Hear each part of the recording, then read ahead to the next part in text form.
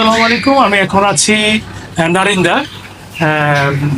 আমাদের আমার খুব প্রিয় একজন ককাটেল বিড়াল বলতেছি, কিন্তু উনি আসলে সব পাখির বিষয়ে জানে, আমি যতটুকু জানি। ভাই কেমন আছেন? জিকু ভাই, আমরা আপনি প্রথমে ধন্যবাদ জানাই যে আপনি এভিয়ারি আমাদেরকে ভিজিট করার জন্য। Thank you. আমরা প্রথমেই আপনার কাছে জানবো যে আপনি ককাটেলের প্রতি এত কেন মহব্বত বা কারণ হ্যাঁ, এবং আপনার কাছে কিন্তু আমাদের সবচেয়ে প্রিয় এই বাজরিগার আছে, যেটা দেখা হয়ে পড়ে। একটু যদি বলেন আমাদের। আসলে ককাটেলের ব্যাপারটা কি, আমি যখন পাখি পালা শুরু করি তখন বাজরিগারের অনেক বড় ক্রেজ চলতেছে। লাভবার্ড মোটামুটি ভালোই ক্রেজ, বড় পাখিদের ক্রেজ। বাট ককাটেল জিনিসটা কি, সাইজে বড়, অনেক ফ্রেন্ডলি পাখি, তার উপরে কালার কম্বিনেশন ওর পার্সোনালিটিটা আমার পছন্দ হয়েছিল, যে কারণে অল্প করে। আর সবচেয়ে বড় কথা, আমার এক কলিগ আমাকে এক পেয়ার গিফট করে। আচ্ছা আচ্ছা আচ্ছা। তো ওইখান থেকে দেখলাম একটা গ্রে আর একটা সিনামন পার্ল ফিমেল থেকে অনেক রকমের বাচ্চা বেরোইতেছে। আচ্ছা আচ্ছা। কেন বেরোইতেছে, কেন হয়, শুধু ওইখান থেকে আসলে কৌতূহলটা শুরু। তারপর আস্তে আস্তে আস্তে আস্তে আল্লাহর রহমতে আসলে ককাটেলের টোটাল 24টা মিউটেশন আছে ওয়ার্ল্ড ওয়াইড। ওর মধ্যে 14টা আমাদের ফ্রি ওয়ার্ল্ডে অ্যাভেলেবল। আচ্ছা বাকি 8টাও শুধুমাত্র অস্ট্রেলিয়াতে পাওয়া যায়। আচ্ছা, আপনার কাছে কয়টা? আমার কাছে ফ্রি ওয়ার্ল্ডে অ্যাভেলেবল সব মিউটেশনই আছে আলহামদুলিল্লাহ। এটা অবশ্য মানে 8 থেকে 10 মাস বয়সী বাচ্চা। এখানে সব নর্মাল পাই, এটা চিল ফেসের মধ্যে আছে, প্যাস্টেল ফেসের মধ্যে আছে, হোয়াইট ফেসের মধ্যে আছে, নর্মালের ভিতরে আছে। হ্যাঁ, এখানে জাস্ট নর্মাল বাচ্চাগুলি ফ্লাইটে রাখা আর কি। তারপর উপরের ফ্লাইটটা শুধুমাত্র এমারেল্ডের ফ্লাইট। এখানে normal emerald, pastel face emerald, white face emerald, emerald pearl, split emerald, এই বাচ্চাগুলি এখানে রাখা আছে। আচ্ছা আচ্ছা আচ্ছা। তারপর এদিকে যদি দেখেন, এখানে লুটিনোর ভিতরে আছে, প্যাস্টেল ফেস লুটিনো আছে 2টা, আর হোয়াইট ফেস লুটিনো, যেটাকে আমরা অ্যালবিনো বলি, ওগুলির উপরে। তারপর নিচের ফ্লাইটে আছে হলো গিয়ে হেভি পাইডের যেগুলি আছে। মাশাআল্লাহ, এদিক থেকে নাও।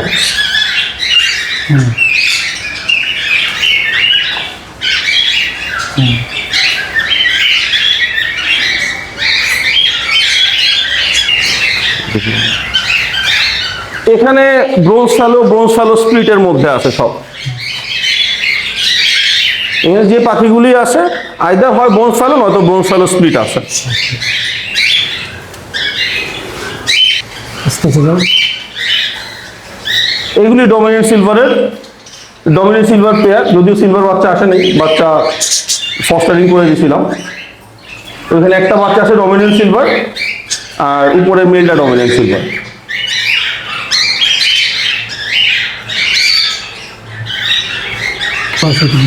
এটা হলো গিয়ে সেক্সলিং ইয়েলো চিকের পেয়ার, SLYC। এটাও মানে জাস্ট কালেকশনে রাখার জন্য রাখা, বাট ওরকম মার্কেট ডিমান্ড তৈরি হয় না বাংলাদেশে। ফেস পেয়ার,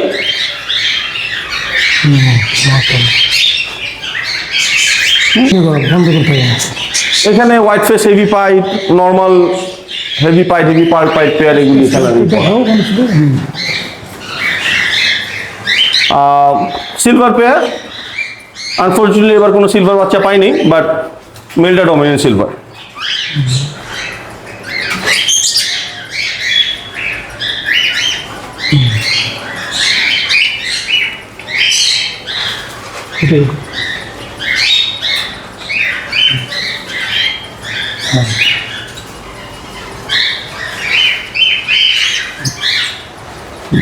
এখানে যেটা আছে একদম বেসিক নর্মাল মিউটেশনের, মানে মিউটেশন বলে না, প্যাস্টেল ফেস নর্মাল আর হোয়াইট ফেস নর্মালের মধ্যে থেকে করা, যে একদমই বেসিক, যে মানুষজন যখন শুরু করে এইসব মিউটেশন দিয়ে শুরু করে।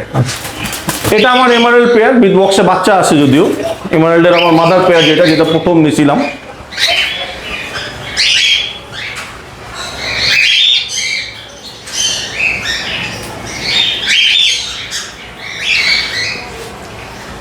ডমিনেন্ট ইয়েলো চিকের পেয়ার আছে, ফিমেল পার্ল ডমিনেন্ট ইয়েলো চিক।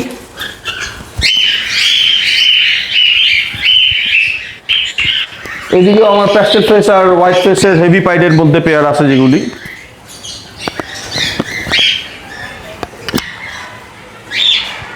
এটা বেসিক্যালি আমার অ্যাকশন ফেলো বা ডমিনেন্ট রিসেসিভ সিলভার যেটা বলে ওইটার পেয়ার। ফিমেলটা স্প্লিট, মেলটা ভিজুয়াল।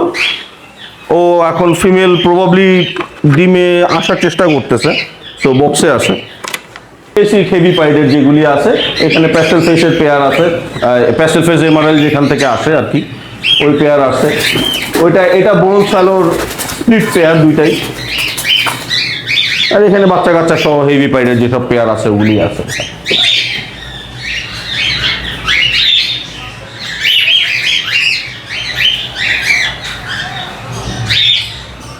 আজকে তো ভাই ধরো চিনি না। নিতান্ত অ্যাটলিস্ট শখের কারণে অল্প কিছু বাজিকার রাখা। রেইনবো ইয়েতেই মেনলি বেশি আছে আমার কাছে, ওইটাই পছন্দ, ওইটাই রাখছিলাম। তো এখানে ক্রেস্টেড, ব্যাকফিল, রেইনবো এইসবের মধ্যেই আছে আর কি।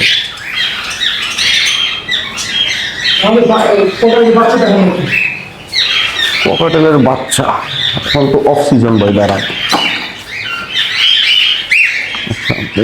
ভালো দেখি দেখেন। ঠিক আছে, ককাটেলের বাচ্চা এটা এরকম পেয়ারের? এটা হলো যে নর্মাল ইয়ের ভিতরে, বাট বাচ্চা ফস্টারিং করা, তো হোয়াইট ফেস আর ক্রিম ফেসের বাচ্চা এখানে। আচ্ছা, বাচ্চার কথা যখন আসলো ভাই, এখানে আমি দেখি অনেকেই ককাটেলের ব্যাপারটা নিয়ে বলে যে এই ককাটেলকে বাচ্চা হলে হ্যান্ড ফিডিং করাতে হয়। এই ব্যাপারে আপনি যদি একটু বলেন। আসলে ককাটেল এত সেন্সিটিভ একটা পাখি, ওটাকে হ্যান্ড ফিডিং করানোর মানে হলো গিয়ে ওর মর্টালিটির পার্সেন্টেজ বাড়ায় দেওয়া। আচ্ছা, হ্যাঁ, কারণ আমরা প্রতিদিনই দেখি, আপনিও জানেন আমাদের যে অনেক যারা আমাদেরকে অনলাইনে হেল্প চায় বা করে, ম্যাক্সিমামেরই প্রবলেম থাকে ককাটেলের হ্যান্ড ফিডিং এর বাচ্চা নেওয়া এবং বাচ্চা অসুস্থ হয়ে যাওয়া। যেখানে আমি পার্সোনালি আমি নিতান্ত না পারতে হ্যান্ড ফিডিং এ এনকারেজও করি না, আমি নিজেও করি না। এবং আরো একটা মজার বিষয় যে ককাটেলের বাচ্চা হলেই তাকে হ্যান্ড ফিডিং করাতে হবে, এই ভ্রান্ত ধারণার কারণ কি?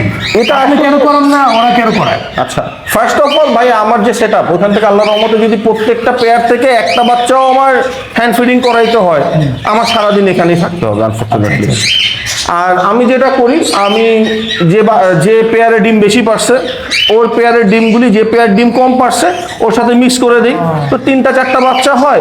একটা পেয়ার আরামসে 3-4টা বাচ্চা বড় করে ফেলতে পারে, ওটা প্রবলেম হয় না। বেশি হয়ে গেলে আমরা শেষের ছোট বাচ্চাগুলি হয়তো আমরা একটু হ্যান্ড ফিড করতে হইতে পারে।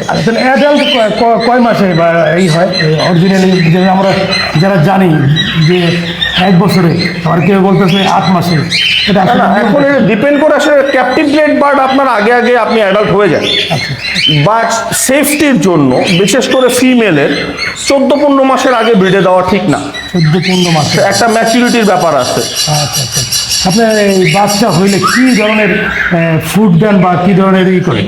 আসলে ভাই, আমার বাচ্চা হওয়ার বা নর্মালি ফুডের কোনো ডিফারেন্স নেই। কি করেন? আমি সিড মিক্স খুব কম থাকে, যেমন আমার পাখি, সব পাখি একই সিড মিক্স খায়, অ্যান্ড 30% সিড মিক্স খায়। 30% সিড মিক্স আর 70% কি?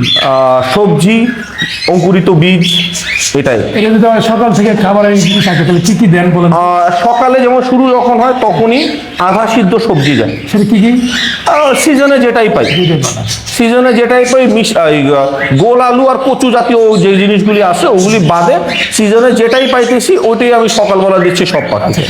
2-2.5 ঘন্টা পরে চেঞ্জ, 1-1.5 ঘন্টার একটা ব্রেক, তারপর সব পাখি অঙ্কুরিত বীজ খাবে। সেটা ছোলা হইতে পারে, সেটা মুগ হতে পারে, যে কোনো সিড অঙ্কুর করা। অঙ্কুরটাই বেশি হয় কারণ ওটা ইজি দেওয়া, তো মুগটাই বেশি দেওয়া হয়।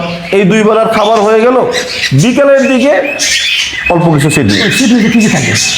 একদম বেশি কিচ্ছু না, হয়তো মিলেট থাকবে, মিলেট, চীনা, ক্যানারি, হালকা একটু সূর্যমুখী, কুসুম ফুল, এই।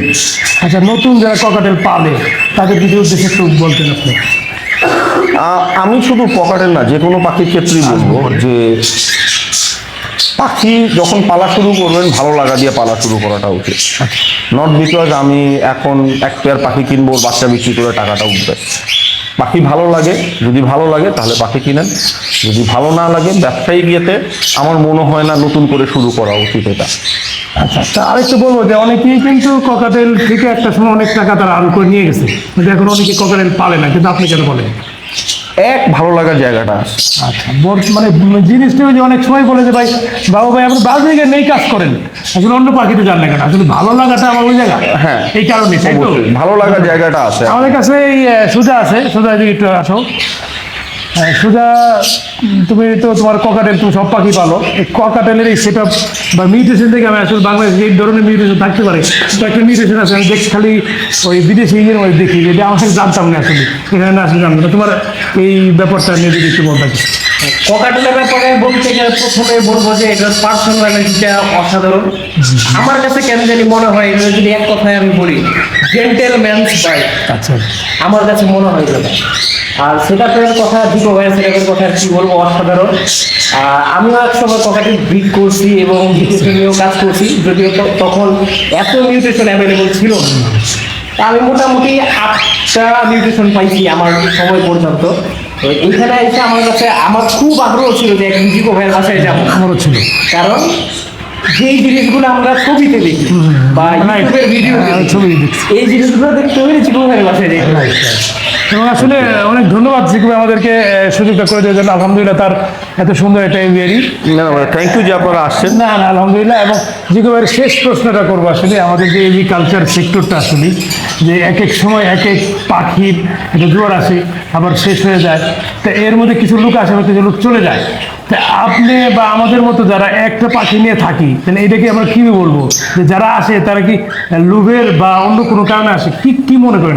লোভের জিনিসটা না, আসলে জিনিসটা কি যে শুধুমাত্র যে ভালো লাগার একটা ব্যাপার আছে। যেমন আমি এত বড় সেটআপ, মানে বড় বলবো মোটামুটি আমার যা মন চাইছে, আমার মনে আরো চাই, পারি না আমার ইয়ের জন্য, লিমিটেশনের জন্য। তো আমি যে সেটআপ করে রাখছি, আমার যদি উৎসাহ না আসে যে সেটআপটা করার, কেন করব? পাখি বিক্রি হচ্ছে না, মানুষজন উল্টা পাল্টা দাম বলে, ওইটা একটা মনক্ষুণ্ণ হয়। প্লাস আমাদের দেশে শো কিন্তু রেগুলার না। হ্যাঁ, যেটা কিনা অনেক অনেক দরকার পাখি পালকের ইয়ে করতে।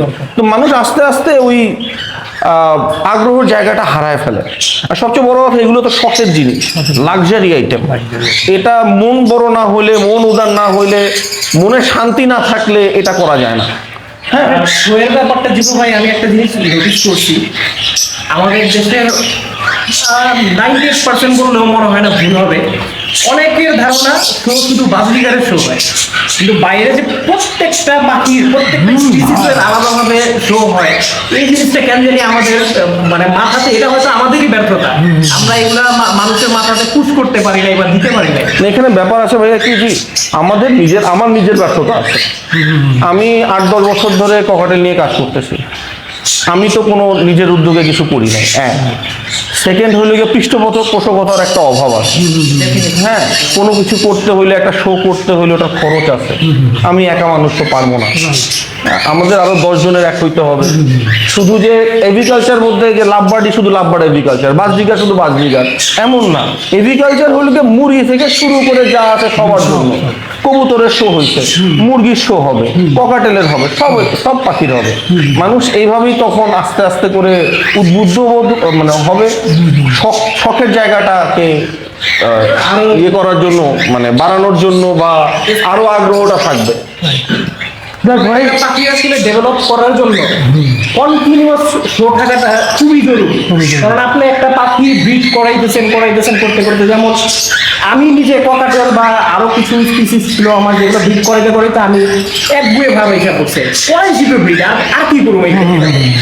তো এই জিনিসটা কেন হচ্ছে আমাদের দেশে, আসলে শোটা কন্টিনিউ না। শোটা হলে কি হয়, আমি একটা জিনিস ডেভেলপ করলাম, একটা গোল সেট করলাম যে এই বছর আমি এতটুকু সেট করলাম, ঠিক করে ওটা বের করতে পারলাম। পরের বছর গিয়ে দেখবো যে আমি আমার শোয়ের জন্য আরেকটা স্টেপ আমার আকাঙ্ক্ষা বাইরে যাবে না, আরো ভালো কিছু করি। না, এটাই আর কি, শোর বিকল্প নাই, কারণ শোতে কিন্তু নতুন লোক আসে, আপনার নতুন লোক না আসলে তো এটা আগে এভিকালচারটা আগায় নিতে পারবো না। ঠিক আছে ভাই, তাহলে ভাই আপনাকে অনেক ধন্যবাদ আমাদেরকে সময় দেওয়ার জন্য। Thank you. ইনশাআল্লাহ আমাদের আগামী 19শে সেপ্টেম্বর আমাদের বাজরিগার প্রতিযোগিতা আছে, আপনাকে দাওয়াত। অবশ্যই, থ্যাংক ইউ সো মাচ। অবশ্যই আপনি আসবেন আমাদের সাথে, এবং অল্প সময় না, অনেক সময় দেবেন এবার।